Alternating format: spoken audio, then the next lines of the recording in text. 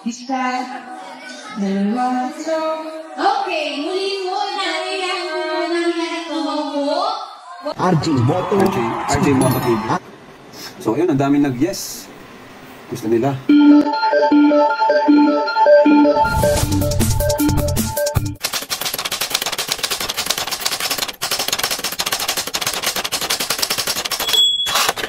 Isang mapagpalang araw muli sa inyong lahat mga kaibigan at kakabsat. Andito muli ang inyong Kuya RJ Moto para magbigay ng isang reaction video tungkol sa pakikilahok ng ating prinsesa sa isang aktibidad sa kanilang paaralan kung saan ay makikita natin kung paano ito humataw sa pagsayaw at kapansin-pansin na napakagaling talaga niya sa larangan na ito.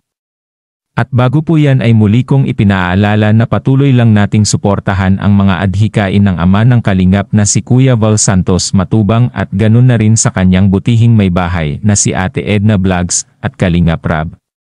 At kung hindi ka pa nakapag-subscribe sa aking channel, ay mangyari lamang po na pakipindot ang subscribe button at paki-like and share na rin para palaging updated sa mga susunod ko pa na uploads.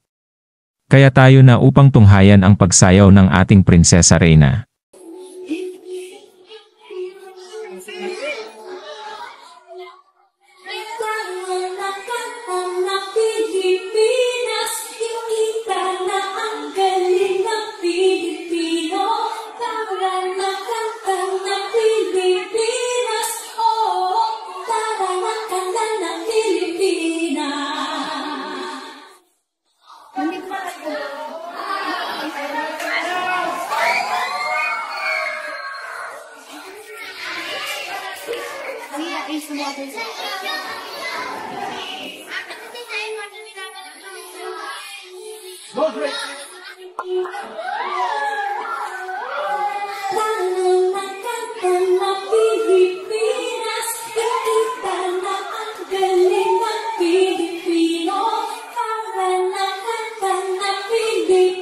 Ayun, grabe, napaka-graceful pong sumayaw ni Reyna, at kitang-kita na enjoy ito sa kanyang ginagawa.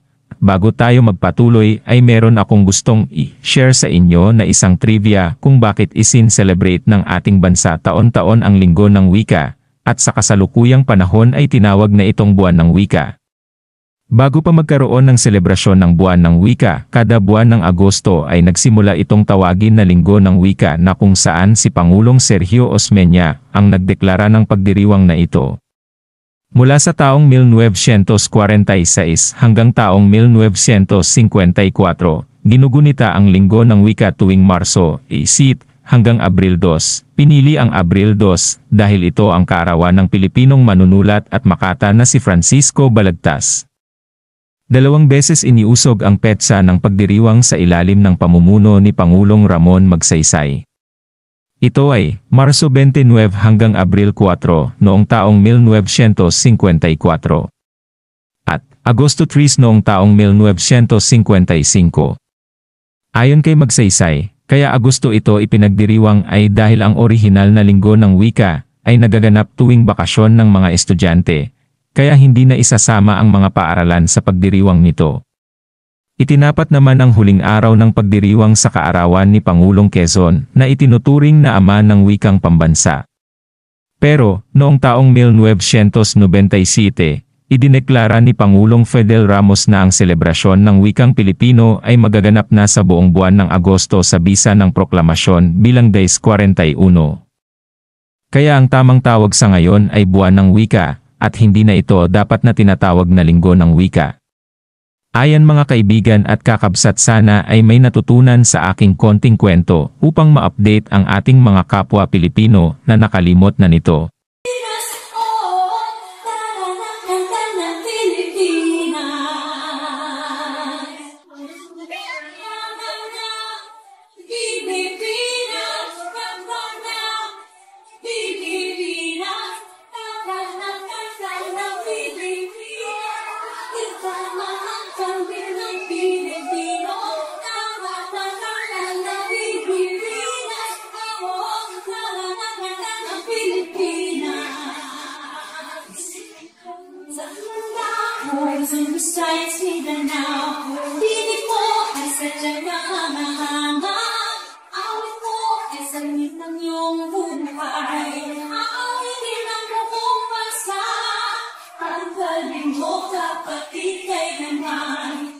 Ang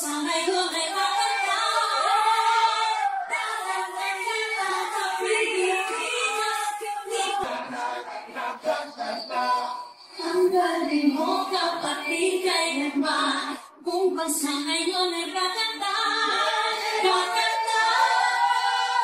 Kakanta na Pilipinas, kulita na ang galing ng Pilipino. Kakanta na Pilipinas, oh, kakanta na Pilipinas. Kakanta na Pilipinas, kulita na ang galing ng Pilipino. Kakanta na Pilipinas, oh, kakanta na Pilipinas. Kakanta na Pilipinas, kulita na ang galing ng Pilipinas. Kakanta na Pilipinas, kakanta Pilipinas. Yun mga kakabsat, anong masasabi nyo sa performance ng prinsesa? Paki-comment na lang sa baba. Maraming salamat. Alam ko na natutuwa kayo at masaya dahil malayo-layo na ang pagbabago ng kalusugan ni Hina. Pero wag po tayong titigil na ipanalangin ang patuloy niyang paggaling para sa ganun ay matupad ng prinsesa ang mataas na pangarap niya sa buhay, at wag din nating kakalimutang pasalamatan palagi ang Team Kalingap, lalong-lalo na si Kalingap Rab na talagang porsigido na mapagaling si Reyna, at ganun na rin kay Ate Roda sa matyaga nitong pag-aalaga sa prinsesa, at ganun na rin sa buong kay Boys at kina Kuya Val. Dahil lahat-lahat sila ay buo ang pagsuporta para sa prinsesa. Kung sakaling nagustuhan nyo ang video na ito ay baka naman pwedeng paki-like na rin bilang paglalambing ko sa inyo mga kaibigan, at muli ko kayong pinasasalamatan dahil kung hindi dahil sa inyong patuloy na suporta ay maaaring wala na rin ako sa larangan na itong aking ginagalawan, kaya utang ko po sa inyong lahat ito. Maraming salamat muli at magkita-kita po tayo sa aking mga susunod na uploads. God bless us all. Kung nagustuhan ninyo ang video na ito ay pakibigyan naman ako ng isang like, at kung hindi pa nakasubscribe ay pakipindot na rin po ang subscribe button. Maraming salamat at abangan ang aking next upload. God bless po sa lahat. RJ Moto TV YouTube channels DJ Friends. Siya yung tao na laging maaasahan, mga reaksyon niya ay sinusubaybayan. Isang dating inhinyero, aminado di na gwapo siya si Kuya RJ Moto. Siya ay simple lang na tao na palagi na nandito at hindi ka iiwanan. Walang ibang hangad kundi ang makatulong lamang sa simpleng paraan natin niya din ay kasiyahan. Nagbibigay pag-asa, mumunting ayuda sa simpleng halaga galing sa kanyang bulsa. Nagbibigay sa ngiti at ligaya pagkat ang kanyang nais maihatili ng paglingap.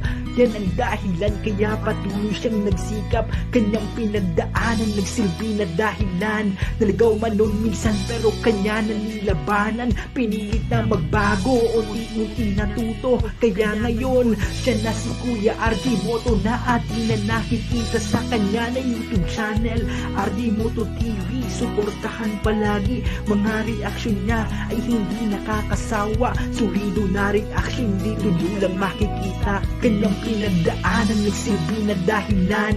Naligaw man noon minsan pero kanya nanilabanan. Pinilit na magbago, unti-unti natuto. Kaya ngayon siya na si Kuya RJ Moto na atin na nakikita sa kanya na YouTube channel RJ Moto TV. Suportahan palagi, mga reaksyon niya ay hindi nakakasawa. Solido na reaksyon, dito nyo lang makikita. Siya yung tao na laging maaasahan, mga reaksyon niya ay sinusubaybayan. Isang dating inhinyero, aminado di na gwapo siya si Kuya RJ Moto. Siya ay simple lang na tao, palaging na nandito at hindi kayo iwanan. Walang ibang hangad kundi ang makatulong lamang sa simpleng paraan. Hatid niya din ay kasiyahan. Nagbibigay pag-asa, mumunting ayuda sa simpleng halaga galing sa kanyang bulsa.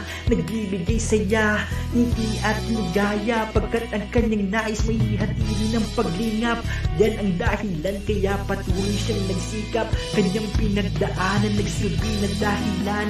Naligaw man noon minsan pero kanya nanilabanan. Pinilit na magbago, unti-unting natuto. Kaya ngayon, siya na si Kuya RJ Moto na ating na nakikita sa kanya na YouTube channel, RJ Moto TV. Suportahan palagi, mga reaksyon niya ay nakakasawa. Sulido na reaksyon dito nyo lang makikita.